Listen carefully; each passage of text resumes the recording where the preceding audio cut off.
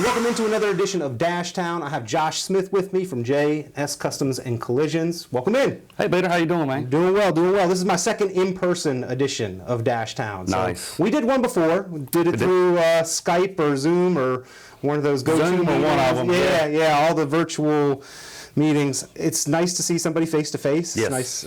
So welcome in. Thank you. And, you know, how's business been for you? It's booming right now. Fantastic. Right now we're doing good. Now, you have a little bit kind of my same situation where you do a little bit of two things. The custom graphics, painting, and then the collision repair. Correct. Which one keeps you busier? Collision. Okay. Yeah, collision. Pays the bills? Absolutely. And then the other one's the love? Yes, absolutely. Well, the collision sometimes finances the custom hobby? side of it. Yeah, because Okay. I like going in there and playing around and trying new things and coming up with stuff. And of course, you know, materials, paint cost money. Yeah. So now I've seen some cool artwork, man. Thank you. I've seen, I think, a couple motorcycles, some surfboards. yeah, did a surfboard not long ago. I've got another one to do. We've got one that I stopped on.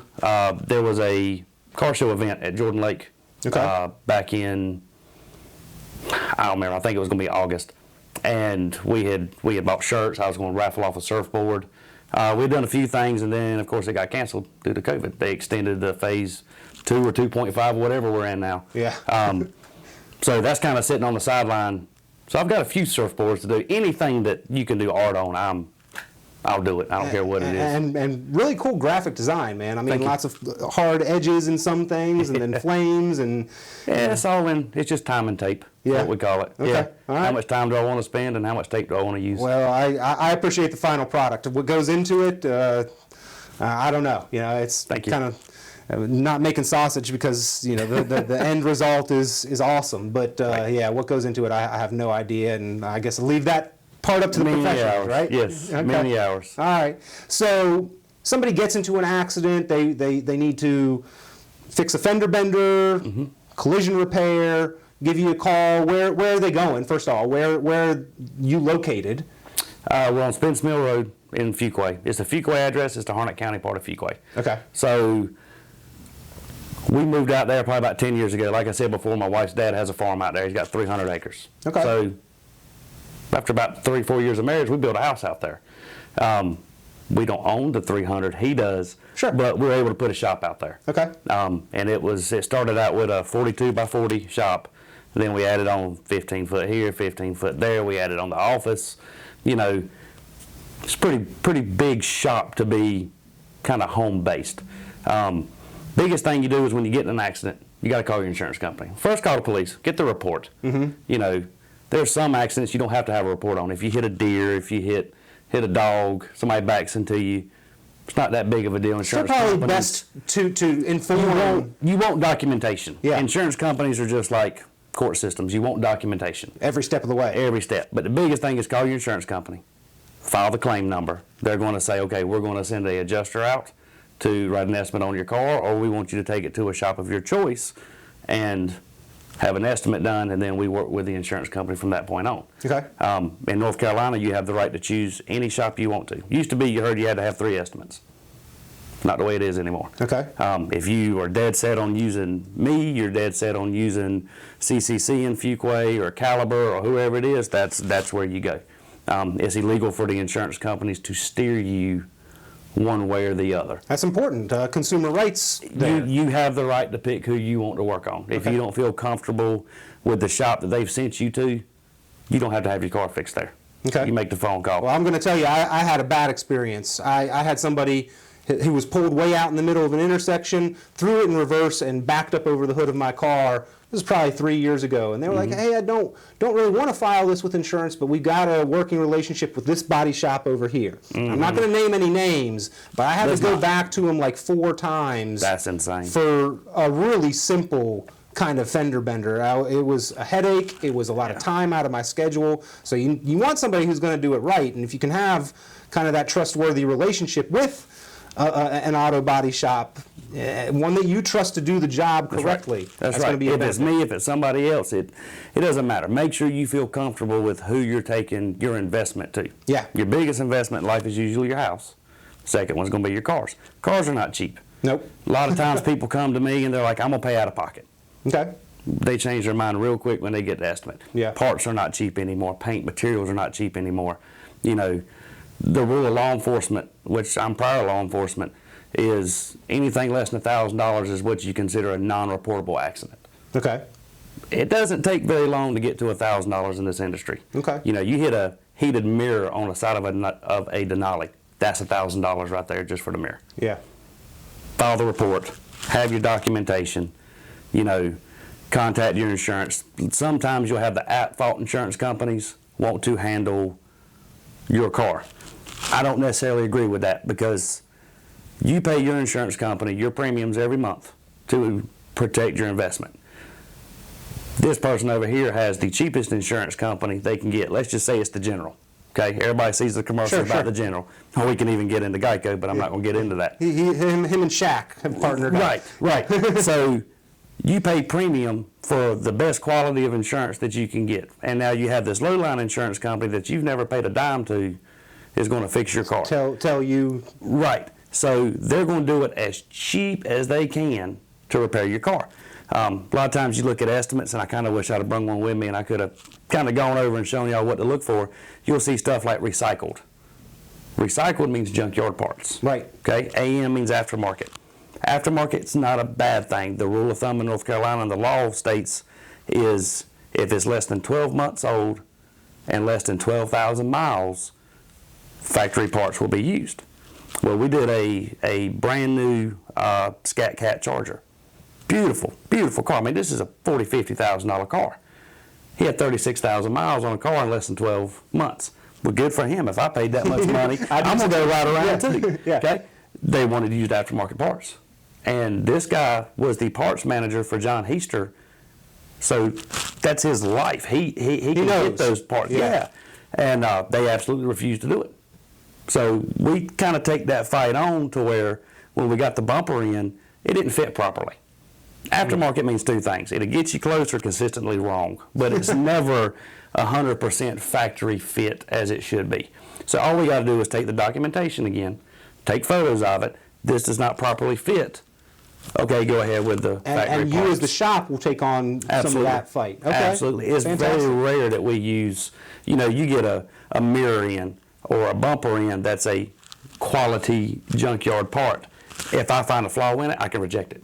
Okay. I can absolutely refuse that part, send it back, documentation again, contact the insurance. It was no good, we're wasting time, go ahead with the factory part. Well, as a financial advisor for my business, I know about insurance. I know about having to fight with insurance companies. I know about leverage, though, too. Like you said, you know, you want to pay the insurance company to take care of a larger potential expense, the larger risk. That's what it's there for. You're paying a minimum payment to protect the larger asset. That's right. Use it when you have the event that you're insuring against happen. Well, I've even had people come in that it wasn't their fault. They were backed into in a parking lot. I mean, go to Walmart, go to Food Line, go to Harris Teeter. Yeah. They're tight parking lots. Stuff happens, you know. And they're like, I don't want to file it on my insurance because my premiums are going to go up. Well, that's not true. The only time your premiums rise is if you're at fault. Right. So people have hit a deer or a dog or a, you know, something that they had no control over. Yep. Your premiums aren't going to go up, but that's what it's there for. That's the perception in people's minds, though. That's what they've always been told is if you use it, it goes up. Not necessarily. Okay. And a lot of times you have a lower deductible on a comprehensive claim than you do a collision claim. Okay. Past life in law enforcement. Yeah. Okay. All right. I was going to ask you if you've always been your own boss, or No. Okay. When I was let's get deep. Let's get deep into Dashtown. All right. So, growing up in Fuquay, you know, back in I think in '96 is when I got my license. There was nothing here. There was a couple of stoplights. It was nowhere near the growth that we have now, and so we spent a lot of time as kids hanging out in the parking lot. Kind of as you see now, if you ride by Cookout. Yeah, they still do that. I don't think we were that bad because I've got friends now that are like, look at them, and I'm like, yeah, we did the same thing because that's all we had to do. And there was a couple of officers in Fuquay that really gave us a hard time. I mean, we had the cars that we called were under construction. We were learning to do these modifications, and I was learning to paint. That's, like I said before, that was always my passion. So, we'd sand one down, prime it, learn body work, attempt to paint it, do a couple things. And of course, we were pulled over a lot. We were kicked out of the parking lots. We did our thing. And so I had a couple jobs, teenage, early 20s. And then when I was probably around 25 or 26, I decided to go into law enforcement. Okay. I said, I want to be able to help and make a difference and not be those couple of officers that treated us the way that they did. Yeah. So I did. In 2006, I went to BLET at Wake Tech. I graduated. I went to work immediately in Harnett County. I spent 10 years in law enforcement, 6 of which I was K-9. Assisted Fuquay PD multiple times with high-end felony tracks and armed robberies and stuff like that. During my law enforcement career, I took a call at a body shop. They did old restorations on cars. Okay. And that sparked that fire again. And I was just like, man, this is a cool shop. I never knew it was here. And so I started stopping by, see if they needed anything, make sure everything was good, kind of doing our security checks and interacting with the public, and ended up getting a part-time job there. Okay. And the painter they had there sucked. Man, he was bad. Be honest now. Yeah, I ain't gonna sugarcoat it. And I went in there one night and painted something, and they absolutely loved it. So that turned me into being the head painter part-time, which is tough because, of course, they've got deadlines, and I've got a crazy schedule, and I've got a wife and kids. And I would go in at night. I mean, I might show up at 10, 11 o'clock at night, and I'm on night shift anyway. So all day I'm sleeping, and I would go in there and I painted a Chevelle, Camaro, GTO, and sent them out the door. And that kind of sparked that, reliving that fun that I had. I went into the graphics and... Now it's a job, but at this point in time, let's be real, it was kind of a hobby. It's fun. Yeah, it's fun for you. When you can go in there and you can make something that doesn't look good, right? There's a reward to that. Yeah. It's a lot of work. They call it a paint job for a reason. It's a job. Yeah. Okay? It's a lot of work. But if you love what you do, you never work. Yeah, I won't say that. It's still work. It's still work. Fixing the front end of that Honda, that's work. Yeah. But that kind of re-sparked it. And some stuff kind of went south with that place. We found out some stuff on the owners that interference with law enforcement. Apparently he was changing VIN numbers, been charged about 112 felony counts. Okay. So I got out of that shop real quick. Okay. Went to work for a buddy of mine in Andron's body shop. Was kind of doing some part-time stuff there. People started coming to me, can you do some side work for me? There's a big difference in full-time money and side money. Mm-hmm. But I started repairing some cars. I started doing some paint jobs here and there, not on a big scale. When I worked for the sheriff's office, the sheriff called me into his office one day. I promise you, the last place you want to be in law enforcement is the sheriff himself call you into his office. Okay. So my mind's going, what did I do? So I get in there and he sits me down and he kind of messed with me. He was a really cool guy. And he said, I got something I want you to look at painting. And I said, okay. So we go out back and there's a military MRAP. It's a 48,000 pound armored vehicle. And I'm looking at this massive thing. It's like 10 or 12 feet tall. I mean, it's just massive.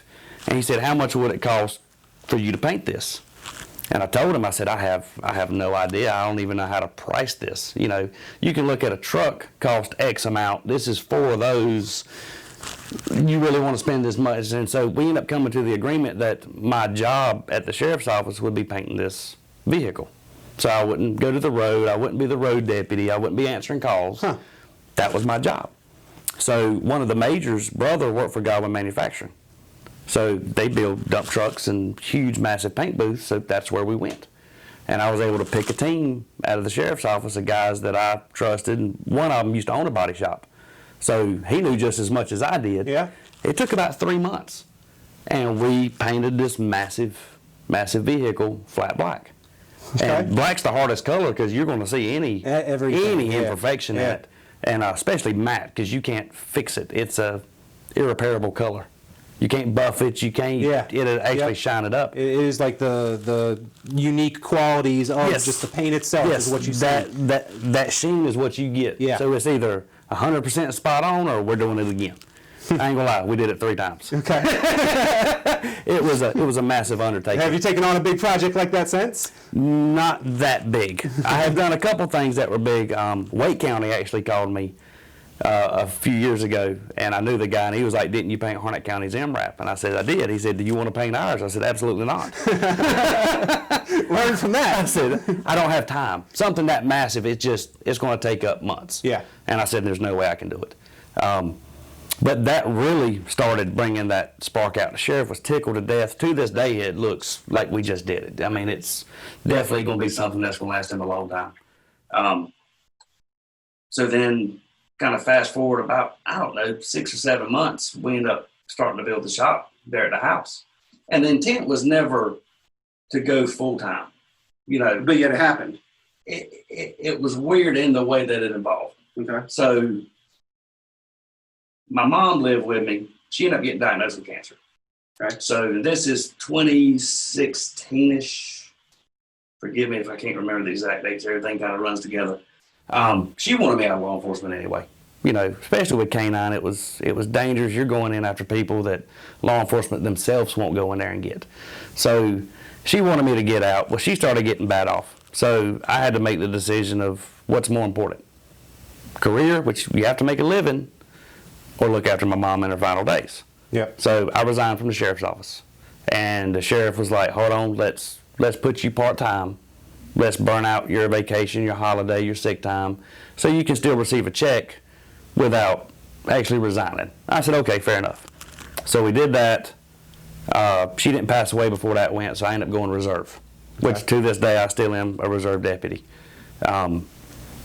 Once she passed away, that was her wish, was for me to go back to painting cars. Okay. So, the shop wasn't nothing fancy at the time. I had a homemade paint booth. It was bare bones, enough that I could do some side work in it. And she'd come out there and she'd watch me paint, when she could.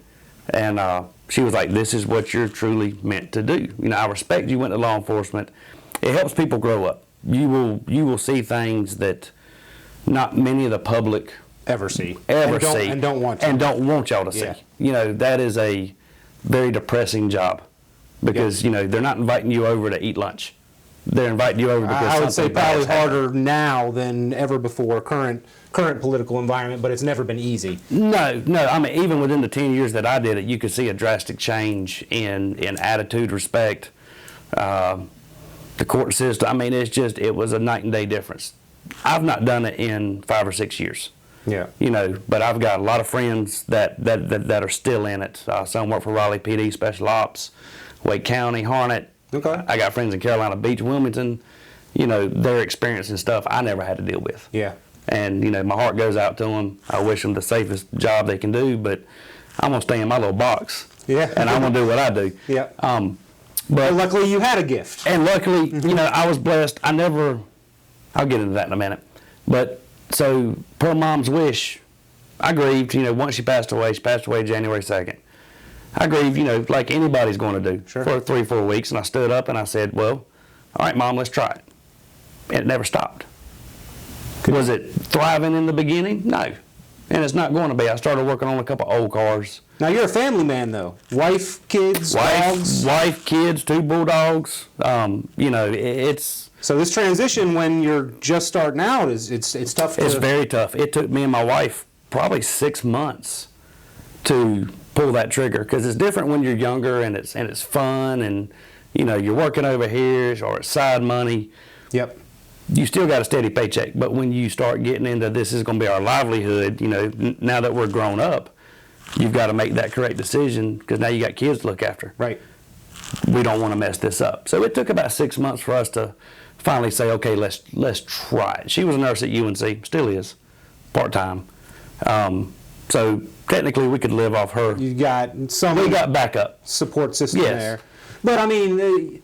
I'm going to say this is still like a relatively young business at this point, getting into 2020 and COVID's now hitting. Yeah. How did that impact your business? And we talked a little bit about this prior on the first edition of Dashtown that Right. you joined me, but It hurt. Yeah. It hurt bad. No cars on the road, a lot fewer collisions. No wrecks. People were scared to death, so not spending expendable income Right. on doing. Well, you don't know what's going to happen. Right. You know, So is the world did going to things just end? dry up for you and then flood back, or how has that progression happened? When they shut everything down, so I was supposed to go to Atlanta the week that they shut everything down. We were going down there for a training course, and in this line of work, you still have to go to in-service training classes, certification, stuff like that. When they shut it down, I canceled Atlanta right then. That was actually the day that they shut Las Vegas down, and I said, if they've shut Vegas down, Right. I'm not going to Atlanta. I'm not getting stuck down there. Yep. So there was so much uncertainty that everybody had the same mindset pretty much that I did, is we're going to cut everything right now, hold on to what we got, Yep. let's ride this out. Yep. So it's supposed to be a 2-week. Right. Turned into 2 months, and Now we're in, 6 or 7, 7, 8 yeah. months into this. The phone stopped ringing. Nothing was coming in. You couldn't get parts. Nobody was shipping anything. Nobody was making anything. People don't realize even brand new cars, it's hard to get parts for them. Ford's the worst because it will be on back order. Brand new 2020 Explorer, you can't get a bumper for it. Well, I've heard the whole supply side, the supply chain and shipping and imports from overseas and, Yes. things Shut down. here, obviously. All Shut down. Yeah. It took us 6 weeks to get a door panel from GM. And it was nothing fancy. It was a, standard door panel for a 15 or 16 Silverado. So you might be able to get one car in, but you're not going to be able to fix it. And you don't get paid until you're done with the service. Yep. At least that's the way we work. If any other body shop wants all the money up front before they fix your car, that's a bad sign. I don't collect a dime until we finish the job.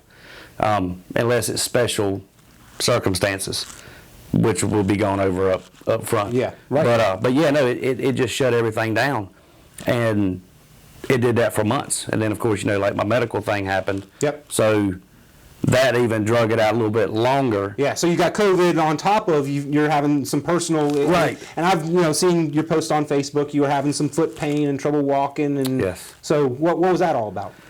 So it started out. You remember me saying last time that we did this? I was so busy through like Thanksgiving up until right before COVID. You just hadn't had time to sort of focus on it. It was there. It was there. It was like a knot on the bottom of my foot. Okay. And as every guy, guys are hard-headed. I'll say it. I mean, it is what it is. And we're like, it'll get better. It'll get better. Yeah. It'll get better. It never got better. So I was like, okay, I'm gonna have to go to the doctor and find out why it feels like I'm walking on a marble.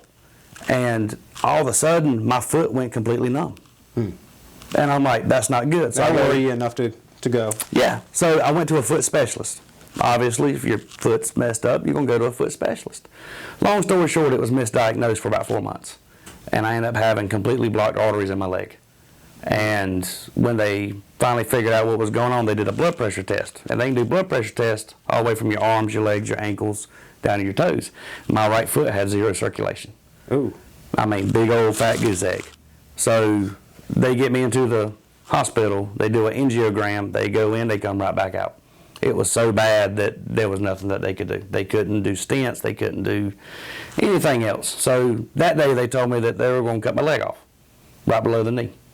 And I was like, nah, not today. You ain't cutting nothing off. Give me some pain medication, let me sleep. I've not slept in 4 months, and let's handle this.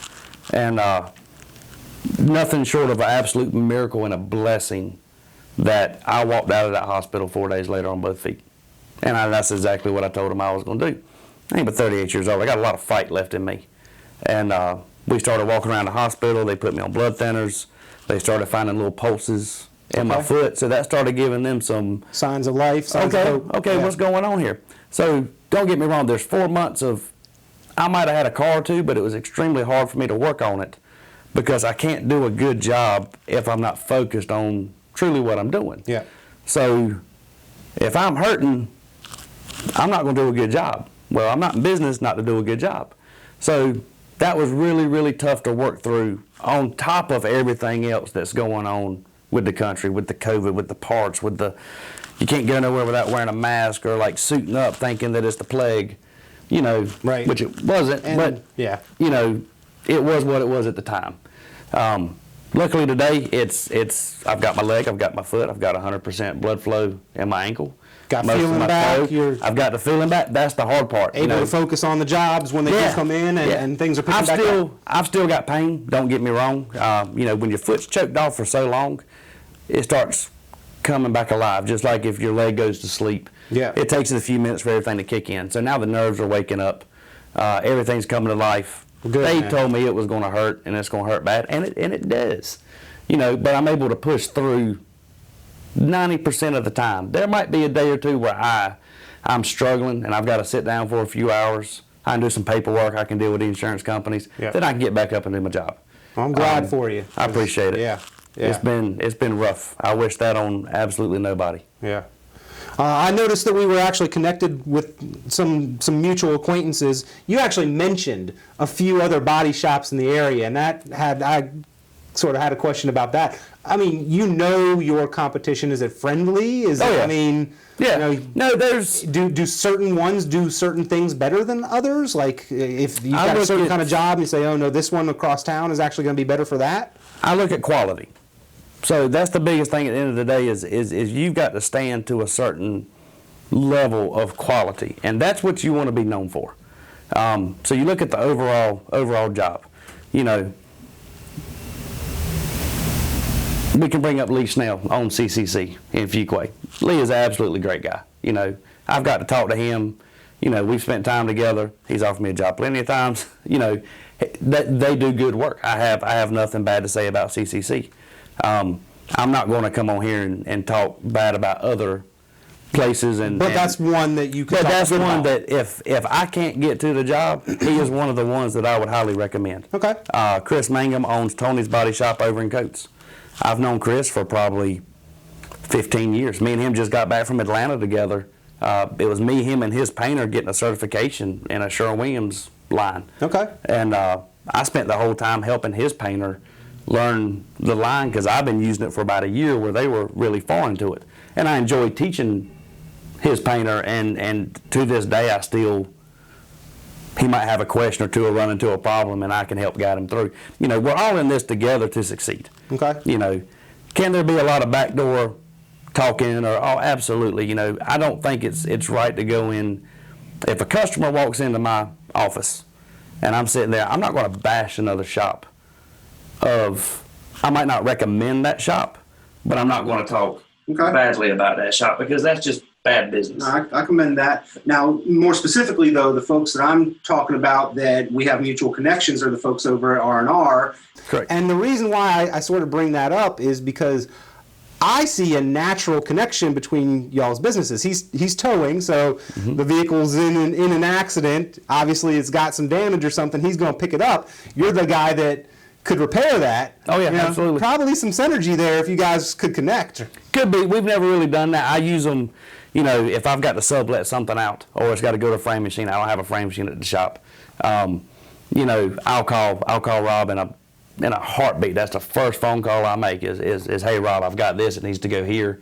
We'll pay the bill. We'll charge the insurance company later. The customer doesn't need to worry about that aspect of it. But, even personally, I broke down or something happened, Rob's the first guy I call. Good deal. Yeah, no, I know his team, Daniel and Eric and Amy and all of them. They're great guys. Great folks. Great people. Great folks. Yeah, but being in Fuquay, growing up in Fuquay, you're native, right? Oh, yeah. This is home for you. This is me, yes. So you've seen a lot of growth. You've had the opportunity to connect probably with a lot of people who have started businesses here in the area. Absolutely. What does it mean to you to be part of this Fuquay community and to see the growth that we've experienced over the past 10, 15 years? I think the growth is a good thing. Like I said, growing up, there was nothing here. It was, you had a handful of places. We had Bojangles, don't get me wrong. That was been there that's forever. where you Taco go. Bell. Yeah, Taco Bell. Been there forever. Walgreens wasn't there. That was actually a soccer field. It's weird riding through Fuquay. The city limits have absolutely expanded because, you go to 1010 and the Harris Teeter Fuquay. That was not Fuquay. Right. Nothing past Sheets was Fuquay. Yeah, that was absolutely. all into the county. With growth comes issues. Everybody complains about the traffic. And that's just something that Fuquay is going to have to overcome. And I think eventually they'll they'll get to it, but it's not a bad thing. Especially as a business owner, whether it be in a restaurant, a service, whatever it is, it's not as hard as it was, 20 years ago when the customer base was very, very small. Yeah. So you were having to go outside of Fuquay. Now you got a lot of stuff. You can stay within town limits, and you can have services performed. You got more restaurants to eat. You're going to have more wrecks. That's just the nature of the beast. It is what it is. Well, we don't like to see it, but might be good for your business. It's called an accident for a reason. Nobody did it on purpose. Right. But it's not a bad thing. I'm enjoying watching it grow. Okay. We all complain, sitting in traffic for 30 minutes like this. Couple is light absolutely cycles crazy. go, Yeah, you're and still you're at like, the same man, would you just intersection. go on? Or somebody pulls up, past the white line and you can't turn. Yeah. That is definitely one of my pet peeves, but it's not a bad thing. It's a blessing, We all get to meet new people. If my phone rings and it's a New Jersey number or a New York number. Not surprised these days. Not surprised one bit. I'll answer the phone. How y'all doing? Come on down. We'll take care of you. I've had Arizona numbers call, and I'm like, how'd y'all find Fuquay? Oh, one From all over. Yeah. I'll say this. We haven't received the accolades and the highlights of a Cary or an Apex being named as one of the top 10 places to live, but we're right next door. Absolutely. And a lot more space, a lot more affordable still. Even in half an acre yard. I've been to New York. I'm sure a lot of people here you don't have yards, so they're tickled to death with a half an acre. Yeah. And we got plenty Spread out. out. You don't touch your neighbors. You're not stacked on top Yeah. and below They them. love my house because I got 300 acres around me that nobody's at. One day somebody's going to come calling about that land. Yeah, it ain't gonna happen. I'm very happy where I'm at. Yep. All right. So snap your fingers. We're 10 years into the future. What does your business look like? I hope I can be behind the desk at that point. Okay. I don't know. With It's your everything, love, right? Are you still going to be out there painting and doing if the I custom had part? 'Cause- if I had the choice right now, I would stay in the paint booth and let somebody else run the business Okay. because that's where my true passion lies. Okay. 10 years from now, though, that might be a little different, is what you're saying? It could be, even with health issues. I've always said, okay, well, what's a backup plan? What happens if I can't physically go in there and do what I do anymore? Because that's something that, this age and what I've been through, you kind of got to start thinking about it. There's been a few ideas. I've actually talked to Sherwin-Williams about being a paint rep and helping other people, other shops that deal with some paint issues or have a problem matching a color. That's something I would still enjoy to do, or I would teach. This is one of those I learned the hard way. That was a lot of self-taught experience that I learned, and we didn't have anybody back then that would really show you, hey, this is how you do it, especially a small town. Yeah. Because that could take away business from that person. Yep. So at that point, you are competition. So I would probably go to teaching if I had a choice. Hopefully, by that point, the business is booming. Maybe we can expand more. I'd like to keep it smaller because then I can have more of a personal connection with the customer. Then You ever seen The Founder? It's the story of Ray Kroc and McDonald's. I haven't. Okay, check that out sometime. I'll have as to. far as like the entrepreneurial spirit versus the desire to keep hands-on control over your baby. Right. It's a real interesting story of the. Well, I would rather the customer not be a number. Sure. Some of these really large shops, you're the number. You're number, 672. Yep. I'd rather it be, hey, John, how are you doing? I'm Josh. This is what we're going to do. I do the quality control. I go out there and look at the car with them. Yep. Usually, 100. If you can find somebody with the passion to have that connection, though, and hire them on to Absolutely. provide that service. Absolutely. I think that's where growth and franchising Absolutely. start to happen. It's just hard to find somebody with that same It is. that same not their baby. detail. It's your baby. No, Right? no. I put a lot of blood, sweat, and tears. Yep. A lot of tears. Business is hard. Business is very hard. And circling back here, you find something you love to do, you'll never work a day in your life. I'm sorry. Business is still hard. Yes. It's still work. It's your life. That is literally your Saturday, your Sunday, your night laying in the bed. Does this need to be done? You're 5 in the morning, Yes. waking up, the first thoughts in your head are Yes. the problems you got to solve today or the ones you Especially forgot if to- something goes wrong, or I'm dealing with paint and chemicals. Yeah. If I have a reaction that happens, and I've had some really rare stuff happen. And I've talked to the paint reps, and they're like, man, that is super. That's like 5 times a year, throughout the whole country. And it's going to happen to me. Yeah. Then you go to bed that night, and it's just running through your mind of what happened, and you can't sleep because that is your business. That is your quality. Yeah. Like I said, you have to stay to a certain level of quality no matter what you do underneath it. You hear the people, I get a lot of phone calls of, I'm not looking to show quality paint job. Okay. Well, my definition of a show quality paint job is how many layers of clear coat are we putting, and is there graphics or candy underneath it? Mm-hmm. Any repair, there's a right and there's a wrong. You got to do it right. Yeah. Period. Yep. Now, am I going to wet sand it and buff it to where it's a mirror finish? That's where you're getting into your show quality stuff, but you still have a right and a wrong way to do it. Right. Usually I'll turn those people away because it was, they're looking something cheaply done, and I cannot sleep at night unless it is 100% spot on. Well, I admire your pride and craftsmanship. Thank man. you. You brought me a couple shirts here. I did. Let's show them off. I did. Grab them over there. So you'll see me wearing them around town. Yes, and there's a bunch of them around town. I got a lot of friends that have bought that's them. Kustoms and Collisions. Josh Smith here with me on Dashtown. Look, man, I appreciate it. Yes, sir. Really nice talking to you. You too.